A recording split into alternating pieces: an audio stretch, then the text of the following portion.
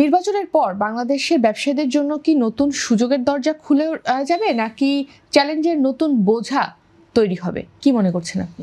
শুনেন, একটা বড় সমস্যা সৃষ্টি করেছে অন্তর্বর্তী সরকার। সেটা হলো এই যাওয়ার আখ্যান দিয়ে তিনি একটা কমিশন গঠন করলেন, বেতন কাঠামো কমিশন।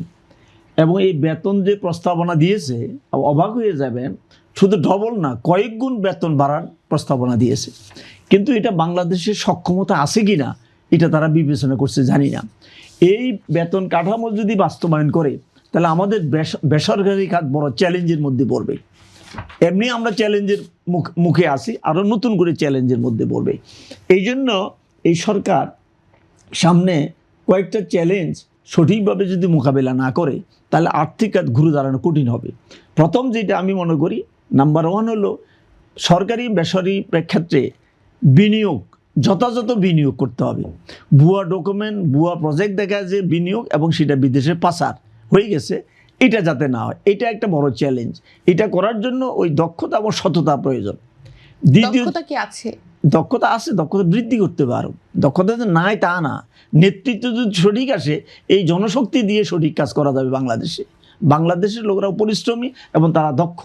দ্বিতীয় যে কাজটা করতে হবে, যে অর্থ পাচার হয়েছে 28,000 কোটি টাকার উপরে বিগত 16 বছরে, এই অর্থ ফেরত আনার উদ্যোগ নিতে হবে। এটা একটা বড় চ্যালেঞ্জ, এটা প্রয়োজন। পদ্মা সেতু, মেট্রো রেল এবং এলিভেটেড এক্সপ্রেসওয়ে নির্মাণের গর্বিত অংশীদার বসুন্ধরা সিমেন্ট।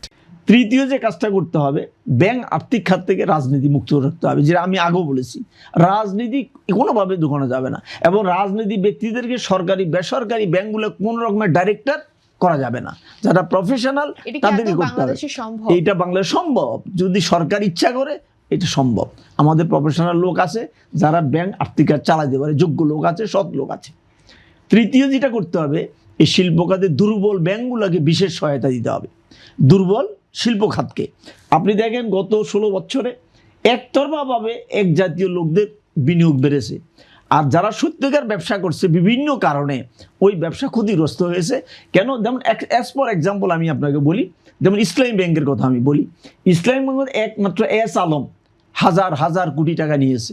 আমরা যারা ইসলামী ব্যাংকিং করছি আমরা এলসি করতে পারিনি, এলসি করার পরে পেমেন্ট দিতে পারিনি, আমার ইনভেস্টমেন্টে টাকা পাইনি। এখন পর্যন্ত ইসলামী ব্যাংক ঘুরে দাঁড়াতে পারে নাই, যে এই জন্য শত শত ফ্যাক্টরি সিক হয়ে গেছে। কেন?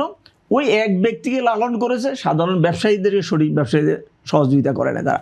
এই জন্য এই দুর্বল যে শিল্পগুলো হয়েছে এখানে নতুন করে বিনিয়োগ করতে হবে, এবং তাদের যে ইন্টারেস্টটা এইটা দীর্ঘমেয়াদী মাপ করে দিতে হবে, এবং একটা অ্যামাউন্ট তাদেরকে অন্তত মিনিমাম 5 থেকে 7 বছরের জন্য এই টাকাটা ব্লক করে দিতে হবে। ব্লক করে নতুন বিনিয়োগ করে তাদের নতুন করে ইন্ডাস্ট্রি পরিচালনার সুযোগ দিতে হবে, এবং এইটা দিলে আর্থিক খাতের এই অবস্থাটা ফিরিয়ে আসবে। কারণ আগামী সরকারের সবচেয়ে বড় চ্যালেঞ্জ কিন্তু এই একটা বড় চ্যালেঞ্জ। আর একটা চ্যালেঞ্জ হলো ভূ রাজনীতি। ভূ রাজনীতির উপর নির্ভর করবে আমাদের অর্থনীতি। যিনি অর্থমন্ত্রী হবেন তাকে ভূ রাজনীতি বুঝতে হবে। আমরা কিন্তু এমন দ্বীপে আছি, একদিকে চায়না, একদিকে ইন্ডিয়া, আর উপর দিকে আছে মার্কিন যুক্তরাষ্ট্র। একে ব্যালেন্স করে আমাদের অর্থনীতি পরিচালনা করতে হবে। একদিকে যুগও যাওয়া যাবে না, আর একদিক থেকে বিতাড়িত হওয়া যাবে না। ব্যালেন্স রাজনীতি। আমাদের যে পররাষ্ট্র নীতি ওটা খুব সুন্দর, সবার সাথে বন্ধুত্ব, কারোর সাথে বরিতা নয়। ওই নীতিটা ব্যালেন্স হইতে পরিচালনা করতে হবে। যেমন এই বর্তমান অন্তর্বর্তী সরকার সবচেয়ে যেটা তার যোগ্যতা আমি মনে করব সেটা হলো আধিপত্যবাদের বিরুদ্ধে সে শক্ত অবস্থানে ছিল। আধিপত্যবাদের বিরুদ্ধে শক্ত অবস্থানে থাকার কারণে আজকে আমাদের কিন্তু অনেক ডেভেলপমেন্ট হয়েছে।